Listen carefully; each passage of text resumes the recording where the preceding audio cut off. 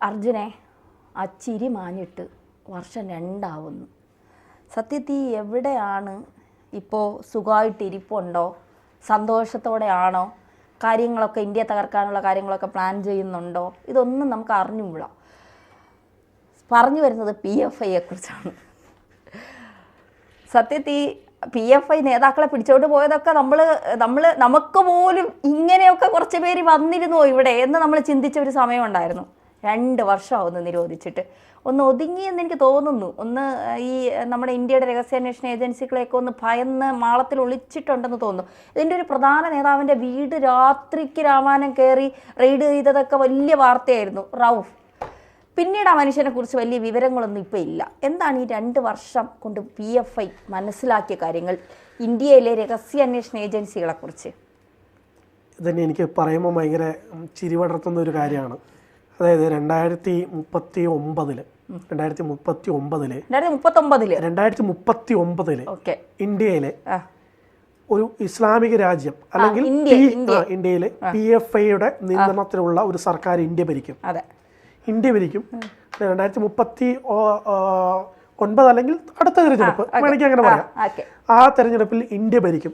അന്ന് മുസ്ലിം രാഷ്ട്രമാക്കും അല്ലെങ്കിൽ PFI നിയന്ത്രണത്തിൽ ഇന്ത്യ വരും. അങ്ങനെ വരുന്ന ഘട്ടത്തിൽ ആഭ്യന്തരമന്ത്രി ആകേണ്ട ഒരു മനുഷ്യനായിരുന്നു ഈ റൌഫ് എന്ന് പറയുന്നത്, CA റൌഫ്. നമ്മുടെ ആ മനുഷ്യൻ്റെ ഒക്കെ പവർ ആ ലെവലിൽ വരേണ്ട ഒരു മനുഷ്യനാണ്. പക്ഷെ ആ മനുഷ്യനെ ഇപ്പൊ തീഹാർ ജയിലിൽ ഒരുപാട് പേര് തബല വായിക്കുവാണെന്ന് ഞാൻ കേട്ടത് അദ്ദേഹത്തിന് പുറത്ത്. അപ്പം അങ്ങനെ നിലയിലേക്ക് ആ മനുഷ്യനെ കൊണ്ടെത്തിച്ചു. മാത്രമല്ല അവിടെ ഇപ്പം പണ്ടത്തെ പോലെ ഈ മാവ് കുഴയ്ക്കുന്നത് നമ്മൾ ചവിട്ടി കുഴയ്ക്കുക അല്ലെങ്കിൽ കൈകൊണ്ട് കുഴയ്ക്കുക ആ സാധനങ്ങളൊക്കെ തീഹാർ ജയിലിൽ കുറെ അപ്ഡേറ്റഡ് ആയി, മിഷ്യനാണ്. അതുകൊണ്ട് അങ്ങനത്തെ ചപ്പാത്തി പരത്തുന്നതിലാണ് പ്രാവണ്യം എന്നും കേൾക്കുന്നുണ്ട്. അപ്പോൾ അങ്ങനെ മെഷീൻ ആയതുകൊണ്ട് അങ്ങനത്തെ വലിയ പ്രശ്നങ്ങളില്ലെന്ന് എനിക്ക് തോന്നുന്നു. തീഹാർ ജയിലിലെ എല്ലാ സെല്ലുകളിലും എല്ലാ സ്ഥലങ്ങളിലും മെഷീൻ ഉണ്ടോ എന്ന് എനിക്കറിയത്തില്ല. ചില സ്ഥലത്ത് ഇപ്പോഴും കൈകൊണ്ടൊക്കെയാണ് കുഴയ്ക്കുന്നത് എന്നാണ് മനസ്സിലാക്കാൻ സാധിക്കും. തുടക്ക സമയത്ത് ഈ ആഭ്യന്തരമന്ത്രിയാകാൻ കുപ്പായം തച്ചിരുന്ന മനുഷ്യന്റെ പുറത്തിട്ട് മാവ് കുഴച്ചു എന്നും അലക്കി വെളുപ്പിച്ചു എന്നൊക്കെ കേട്ടിട്ടുണ്ടായിരുന്നു. എത്രത്തോളം ശരിയാണെന്ന് നമുക്കറിയില്ല. എന്തായാലും എവിടെയാണെങ്കിലും സന്തോഷത്തോടെ ഇരിക്കട്ടെ. എന്തായാലും ഒരുപാട് ഹൂറിമാരെ കിട്ടാനുള്ള ഒരു കാലം വരട്ടെ. ഓക്കെ, എന്തായാലും നമ്മൾ അങ്ങനെ ചിന്തിച്ച് പോകുന്ന ഘട്ടത്തിൽ എപ്പോഴും ഈ PFI നിരോധനം എങ്ങനെ ഉണ്ടായി എന്നുള്ളതിനെ കുറിച്ച് നമ്മൾ ചർച്ച ചെയ്യേണ്ടത്. ഈ സെപ്റ്റംബർ 22 വരുവത്തനം അന്ന് ഈ അജിത് ഡോവലിന്റെ പുലിക്കുട്ടികൾ ഒരു രാത്രിയിൽ കോഴിക്കോട് എയർപോർട്ടിലേക്ക് ഒരു എയർഫോഴ്സിന്റെ വിമാനം വരുന്നു. എയർഫോഴ്സിന്റെ ഒരു വമ്പൻ വിമാനം വരുന്നു. അതിന് മുമ്പ് തന്നെ ലോക്കൽ പോലീസിനെ കാര്യങ്ങളെ ഒന്നും തന്നെ അറിയിക്കാതെ DGPക്ക് ഒരു നിർദ്ദേശം പോയിരുന്നു. രാത്രിയിൽ ടീമുകളോട് എല്ലാവരും ഒന്ന് തയ്യാറായിരിക്കാൻ വേണം എന്ന് പറഞ്ഞൊരു നിർദ്ദേശം മാത്രം കൊടുത്തിരുന്നു. ആ നിർദ്ദേശം കഴിഞ്ഞതിന് ശേഷം എന്താണ് സംഭവിക്കുന്നതെന്ന് കേരളത്തിലെ പോലീസ് ചിന്തിച്ചറിയുന്നതിന് മുമ്പ് തന്നെ കേന്ദ്ര ഏജൻസികൾ കൃത്യമായി തന്നെ ആർമിയുടെ സഹായത്തോടു കൂടി ഓരോ വീടുകളും സ്കെച്ചിട്ട് നേരത്തെ വെച്ചതായിരുന്നു. ആ വീടുകളുടെ മുന്നിൽ പോയിട്ട് ആ വീടിന് ഏതൊക്കെ വഴികളിലൂടെ അവന്മാർക്ക് രക്ഷപ്പെടാമെന്ന് അടക്കമുള്ള വഴികൾ ഇവർ സ്കെച്ചിട്ട് വെച്ചതിൻ്റെ അകത്ത് കൃത്യമായി പോയി അവിടെയൊക്കെ നിന്നിട്ട് രാത്രിയിൽ ഉറക്കം എണീക്കുന്ന സമയത്ത് അല്ലെങ്കിൽ സുബഹ് നിസ്കാരത്തിന് എണീക്കുന്നതിന് മുമ്പായിട്ട് തന്നെ വിളിച്ചെണീപ്പിച്ച് എന്നാൽ നമുക്ക് പല്ല് വെച്ചിട്ട് പോകാമെന്ന് പറയുന്ന സമയത്ത് ഒരു PFIക്കാരൻ്റെ വീട്ടിൽ ചെന്ന സമയത്ത് പുള്ളി പറഞ്ഞത്, ഞാൻ ഷർട്ട് ഇട്ടിട്ട് വന്നോണ്ടിരുന്നത്, ഷർട്ടല്ല നീ ജെട്ടി പോലെ ഇടണ്ട, വേഗം കയറുന്നാ പറഞ്ഞത്. പുറത്തേക്ക് ഇറങ്ങിയിട്ട് പുള്ളി അതെ അപ്പോൾ പുറത്തിറങ്ങിയിട്ട് പുള്ളി പെട്ടെന്ന് ഫോൺ വിളിക്കാൻ വേണ്ടിയിട്ട് നോക്കി, മൊബൈൽ എടുത്ത് വിളിക്കാൻ വേണ്ടിയിട്ട് നോക്കി. പുറത്തേക്ക് ഇറങ്ങിയ അപ്പുറത്തെ വീട്ടിലെ പുള്ളീനെ വിളിക്കാൻ നോക്കിയ സമയത്ത് പുറത്തേക്ക് നിന്നുകൊണ്ട് AK-47 പിടിച്ചിട്ട് ആർമി നിൽക്കുന്നത്. പുറത്തേക്ക് ഇറങ്ങി കഴിച്ചിട്ട് ഈ ആർമിനെ കാണുന്ന സമയത്ത് അവിടെ നിന്ന് ഇപ്പോൾ ജെട്ടി ഇടാതെ മൂത്രം ഒഴിച്ചെന്നും കഥകളൊക്കെ ഉണ്ട്.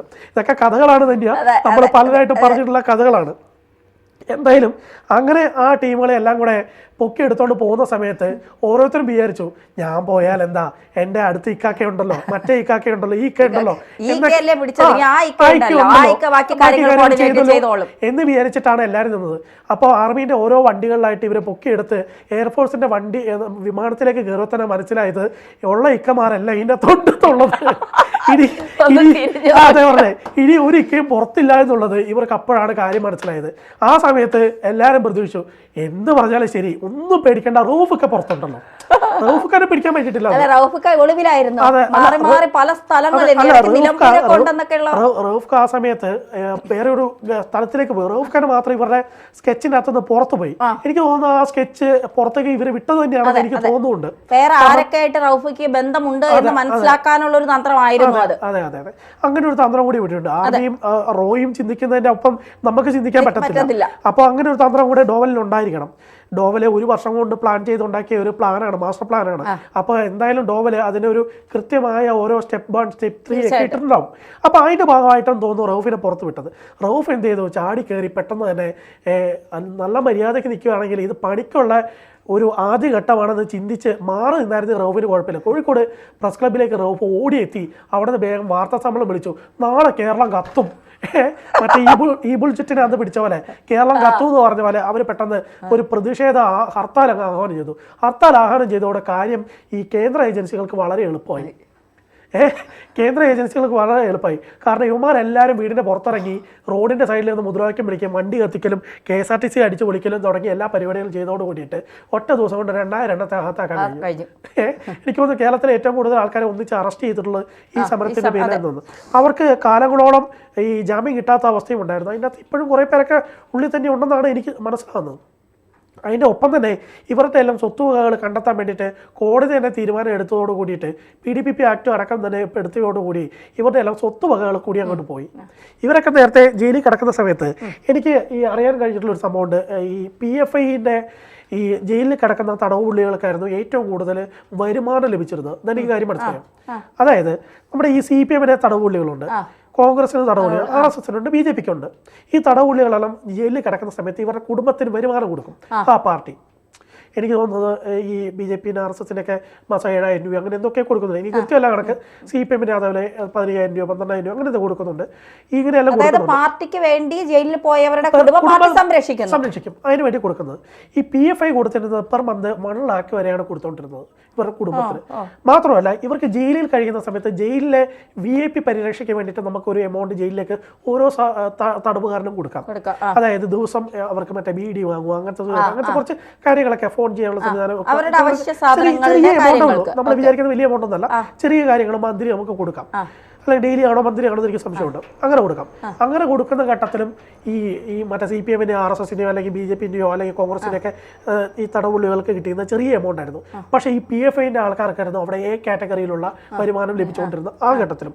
അങ്ങനെ എല്ലാ തരത്തിലും VIP പരിരക്ഷ ലഭിച്ചുകൊണ്ടിരുന്ന ഒരാളുകളുടെ കുടുംബത്തിൽ ആരും ചെന്ന് 1 രൂപ പോലും കൊടുക്കാത്ത നിലയിലേക്ക് കാര്യങ്ങൾ പോവുകയും ഇവരുടെ കുടുംബക്കാർ തന്നെ ഈ ജയിലിൽ കാണാൻ വരുന്ന ഘട്ടത്തിൽ കുടുംബക്കാർ മാത്രമാണ് വരുന്നത്. അതിന് മുമ്പ് വക്കീലന്മാർ വന്നിരുന്നു, ഈ സ്പോൺസേഴ്സ് വന്നിരുന്നു, പൈസ കൊടുക്കാനുള്ളവർ വന്നിരുന്നു, അവരെ എല്ലാവരും വന്നിരുന്നു. പക്ഷേ കുടുംബക്കാർ മാത്രം വരുന്ന അവസ്ഥയിലേക്ക് കാര്യങ്ങൾ പോവുകയും പിന്നീട് കുടുംബക്കാർ പോലും വരാത്ത അവസ്ഥയിലേക്ക് കാര്യങ്ങൾ മാറുകയും ചെയ്തു.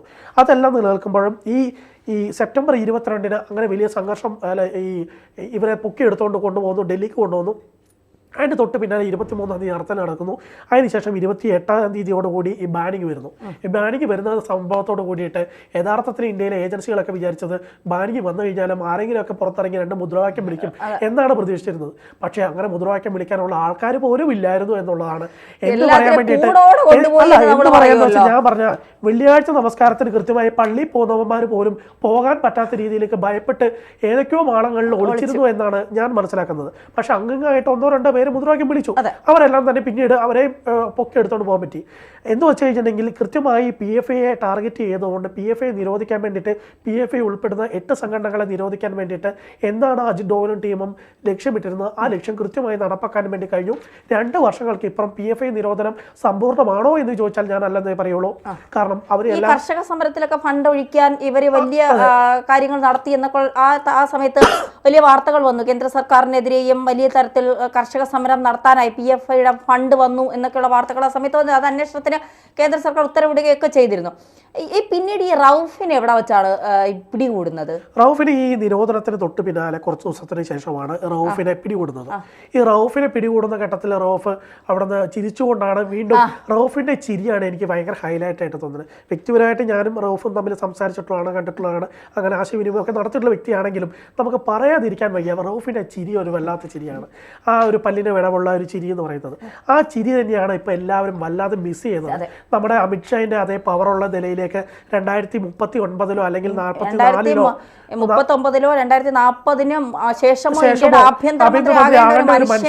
ഇപ്പോൾ ഈ തിഹാർ ജില്ല അവിടെ ആളുകൾ തബല കൊട്ടുന്നു അല്ലെങ്കിൽ ആളുകളെ ചപ്പാത്തി വരത്താനൊക്കെ ഉപയോഗിക്കുന്നു എന്ന നിലയിലേക്ക് പറഞ്ഞു പോകുന്നു പറഞ്ഞു കഴിഞ്ഞാൽ അവിടുത്തെ വലിയ ക്രിമിനൽസിനൊപ്പം നിൽക്കുന്നു. അതിനോടൊപ്പം തന്നെ നമ്മൾ ചേർത്ത് വായിക്കേണ്ട ഒരു കാര്യമുണ്ട്. എല്ലാവരും പ്രതീക്ഷിച്ചിരുന്നു ഈ നിരോധനം വന്നു കഴിഞ്ഞാൽ ഇതിനു ശേഷം കോടതികൾ ആരെങ്കിലും തന്നെ ഈ നിരോധനത്തിന്റെ ട്രിബ്യൂണൽ അടക്കം തന്നെ ഇതിന്റെ നിരോധനം പിൻവലിക്കാനുള്ള നിർദ്ദേശം നൽകും എന്നുള്ളൊരു പ്രതീക്ഷ ഉണ്ടായിരുന്നു. പക്ഷെ ആ പ്രതീക്ഷ അസ്ഥാനത്തായി. ആ പ്രതീക്ഷ വന്നിട്ടുള്ള എന്തായാലും 2 വർഷമായി. ഏറ്റവും വലിയ കോമഡി എന്ന് വെച്ച് കഴിഞ്ഞാൽ കോടതിയിലെ ഈ രജിസ്ട്രിയിൽ നമ്മൾ ഈ കാര്യങ്ങൾ ഫയൽ ചെയ്യുന്ന സമയത്ത് അതിന് മിനിമം ഒരു ഫീസ് എമൗണ്ട് ഉണ്ട്.